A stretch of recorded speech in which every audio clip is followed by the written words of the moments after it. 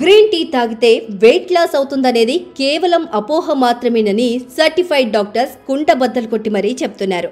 Internet విస్తారంగా వ్యాప్తి చెందిన నేపథ్యంలో వాట్సాప్, ఇన్స్టాగ్రామ్, యూట్యూబ్ వేదికలుగా అసత్య ప్రచారాలతో ప్రజలు ఆరోగ్యం పాడు చేసుకుంటున్నారని కొందరు సర్టిఫైడ్ డాక్టర్స్ ఇలాంటి విషయాల పట్ల అవగాహన కల్పిస్తున్నారు.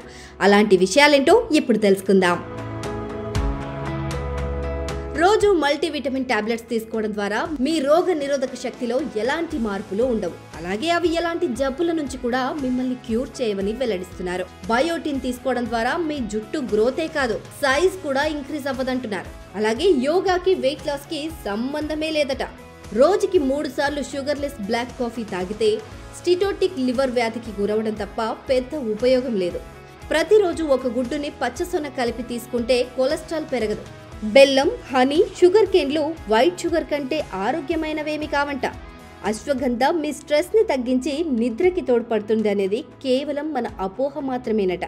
శిలాజిత్ అనేది కేవలం ఒక రాయి మాత్రమే. దీని ద్వారా సెక్స్ హెల్త్కు ఎలాంటి ఉపయోగమూ లేదు. పండ్లతో పాలు, పెరుగు, ఇతర డైరీ ప్రోడక్ట్స్ తీసుకోవడం ద్వారా ఆరోగ్యానికి వచ్చిన నష్టమేమీ లేదు. పాలలో పసుపు వేసుకుని తాగితే అది మలం రూపంలో బయటకు వెళ్ళడం తప్ప ఏమీ జరగదు. పండ్లని పగలు, రాత్రి అని తేడా లేకుండా ఏ టైంలోనైనా తీసుకోవచ్చు.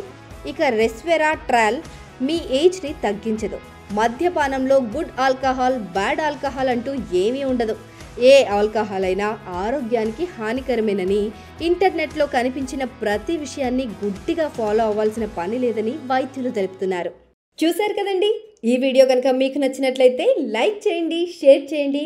న్యూస్ టుడే తెలుగు డైలీని ఫాలో చేయండి.